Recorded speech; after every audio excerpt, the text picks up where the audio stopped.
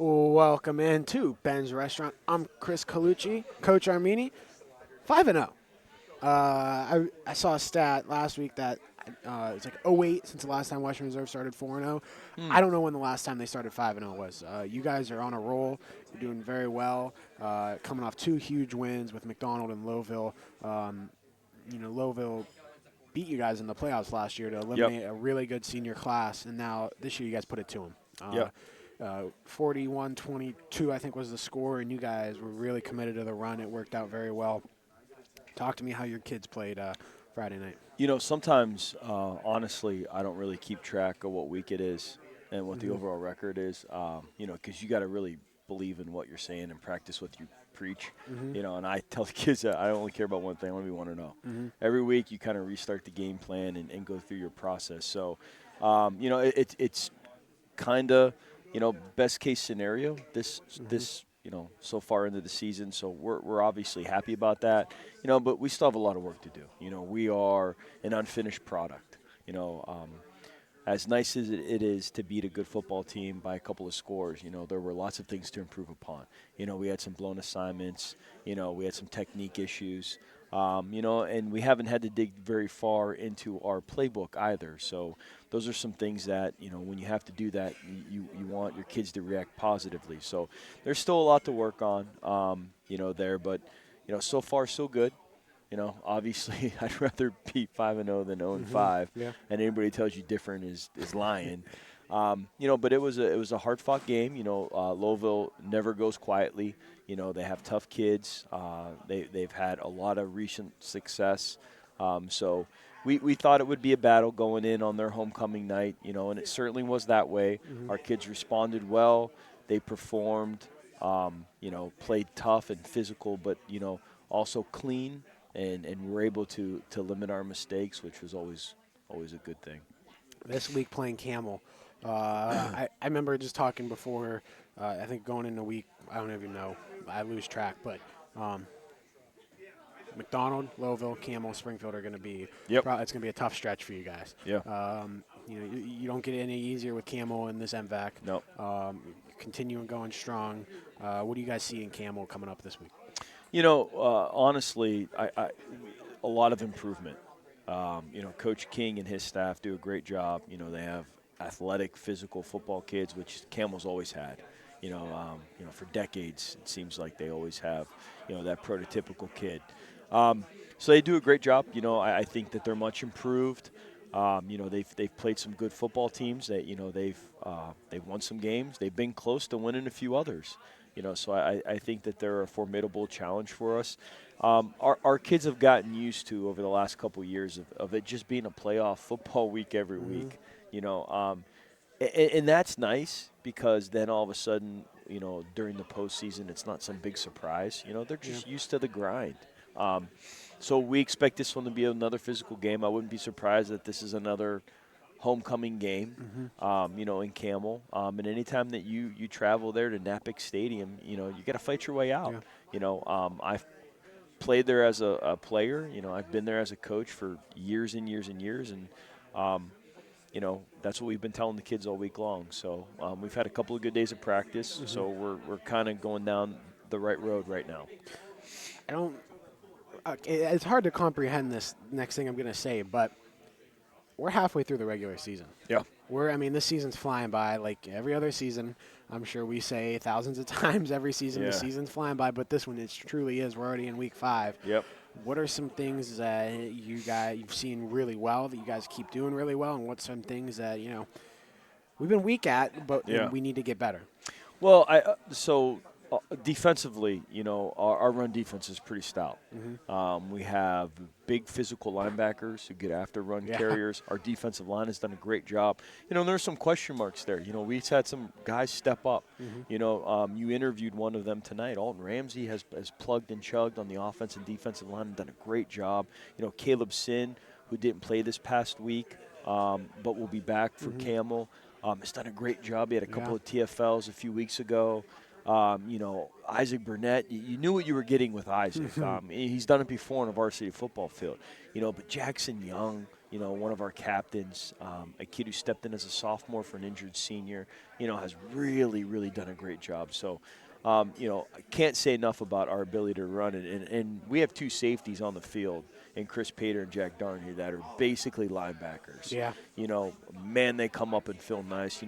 I see those guys make tackles at 3-4 yards, and that's something special when you have safeties that do that. But we got to improve upon our pass defense. I think it was more, poor execution than it was ability. But those are things that, we've been working on in practice, and we've gotten better. Obviously, he's got to keep moving in that direction because as the competition gets stiffer, those are things that you need to improve upon. And anybody who's watched the games understands that they see that. Other teams, announcers, they see that stuff. Offensively, we knew we had some ball carriers. Those guys have done it at a varsity level. Jack Darney, Don McCarty, Chris Pater. But we weren't really sure how we would replace a couple of seniors on the offensive line. We worked really hard in the offseason. Our strength coach, Connor Johnston, does a great job. I'm an offensive lineman. I have a couple of offensive linemen on staff. We really get after those guys and run preparation. We did today. We did a goal line session today with our offensive time. So we're always getting after it and really being hard on those guys. And guys like Parker Nemi, Joe Rovnak, Alton Ramsey, and then 2 of the better linemen in the conference, Isaac Burnett and Dylan Crute. We knew what we were getting with those guys, though. They were starters last year. So those guys have really started to gel and play to form. So offensively, but, we have to keep developing, our schemes and our looks and making sure that we're multiple so that, when we play better teams that we don't get stagnant. Defensive side of the ball, it's very easy to oversee this one player because of Nate Hemberger, because he makes all the tackles and does all this. But Noah Gonzalez, he is a name that not a lot of people know about and a lot of people should know about because that kid is an animal. He tore it up the other night. He had an interception, a whole bunch of tackles. That kid plays with heart, guts. Talk to me about Noah. Well, I'll tell you a little quick story here, and I hope that I don't embarrass him with this story. But so he was ineligible his freshman year. Okay. But he came to me. He was embarrassed that had happened. He let up. He let his foot off the gas in the 4th 9 weeks, and that determines eligibility his freshman year. So my first year at Western Reserve, he wasn't eligible, but he showed up every day to practice. He practiced every single day. He was the scout running back. He played scout linebacker, and he got his teeth kicked in every day when he couldn't even play in a JV football game. So everything you need to know about him, you can find out by that story. He's a hardworking kid, and he is, just completely dedicated and does a great job. He's an honor roll kid now. He's a weight room warrior, so he works hard in the off season. So we had high hopes for him. This isn't a complete surprise for our coaching staff. Guys were high on him going into the year. And it helps playing next. I'm sure he's picked up things off Nate Hemberger. When you are playing next to arguably one of the better linebackers in the state of Ohio, I'm sure you pick up some things. And there's lots of opportunities to make plays for him, and he's done a great job. I was just looking at, some of his stuff. He had a big interception this past week. He double-digit tackles week in and week out. So he really does do a fantastic job. Offensively, Jack Darney and Chris Pater had a stellar game against Louisville. Talk to me about how their performances contributed in such a huge victory against Louisville. One of the things that we saw with Louisville is that if we manipulated a few formations, they got into like a 2-level defense. So one of the things that we really try to do defensively is keep 3 levels. So you got to make different levels of kids miss, to break a big play. When you manipulated certain formations, you were getting 2 levels with Louisville, which means that 1 missed tackle, or 1 perfect executed play, you're going to get something that busts. And that's what we were able to do. And those guys really do that. You have to get multiple hats to the football to stop those guys. We have 3 of them. A lot of teams are lucky to have 1. We have Chris, Pater, Jack Darney, and Don McCarty, and you got to have multiple hats to tackle those guys. So it's really a good problem to have. I wish we had 2 footballs, because honestly, any one of the three should get the football every play. So we try to do those things and balance it out. And those guys are unselfish. They block for each other. They just want to win. And that's something you appreciate as a coach. I had a question in my head that I completely forgot. It happens sometimes in this job. I know what it was. 2 weeks in a row, Alec Abrams has made huge catches Yep. in huge times. You guys, everyone knows it. You guys are a run team. Sure. You guys love the run. You got 3 really good running backs. But when you need to pass it, you guys have shown and proven that you can pass it. What's so special about that pass team that makes you feel comfortable calling that pass play? Well, I mean, I grew up in one of those offenses, and so did you. Honestly, 100%. Run-driven offense. You cultivate those offensive linemen. I love it because I could block so much more. 100%. And I had an NFL quarterback, in my offense who ran for 1,500 yards his senior year. You're gonna run. Yeah. So that's something I'm used to. But it's not for a lack of ability. It's because our preference is to spread it around and be a physical football team. It's not because we can't. When we've asked Chris to throw, week 1 he was 9 of 11.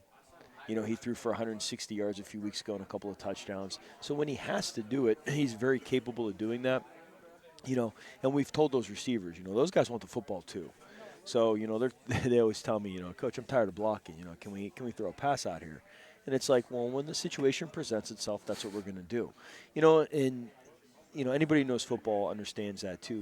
When you're running the football successfully, you got to commit more guys to stopping that. And that opens some of that stuff up. Some guys throw to run, some guys run to throw. And we're a run-to-throw football team.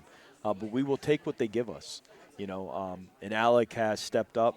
He's done a great job. He had a real big block on a kickoff return this past week. He's just a guy that does whatever we ask of him. And it's nice to see him step up and make big plays, So we kind of diagrammed that right before halftime. We called timeout there, and we had been kind of setting that up through the first half. So I ran the clock down, thinking I think this is there. We're going to take a shot. We just enough time where if we complete it and he wasn't in, that we can get up, call timeout, and run another play. Yeah. But we set it up, and we told Chris, I said, take 3 steps. When you plant down, if that kid commits, throw it right there in a good throw. What a great catch. Yeah. Just perfectly timed play, though, and those guys executed. So, that's exactly what you want your kids to do in that situation. Coach, good job this week. Continue the great work. You're 0-0. Yep. Got to be 1-0. That's I love every it. week, baby. Love it. I remember back in my flag football days when I was slinging the ball around, I have all the passing records, whatever. That ended real quick when I became a tackle football player. But at halftime, my dad was the coach, and he always said it's 0-0. Yep. So that kind of makes me think of it. Record 0-0, and got to be just 1-0 every week. Coach, good luck. Continue the great success. It's going to be a fun second half of the season. Yeah. Can't wait. Yep. Can't wait. All you can ask for is to play meaningful games. Yep. Every kid who plays football in Northeastern Ohio, every coach who coaches football wants to play meaningful games down the stretch, and we've put ourselves in a position to do that. So, win, lose, or draw, going to be a fun time. Housekeeping things.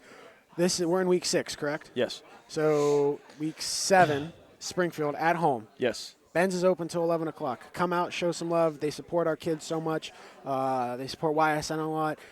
Without Ben's, there is no show. There was no coach's corner every week. There's no player interviews. Come support them. They're open till 11, maybe a little bit later if they're nice enough and if they like you. And then week 10, correct, is home in Jackson Milton. Yep. So Senior rivalry night. game, senior night. Again, Ben's is open till 11. Come out, show your love. They do a lot, again, for the community and the kids. 2 more home games. It's flying by. Yep. Coach, have fun. All right. Good luck. Appreciate it. Thank you. I'll see you.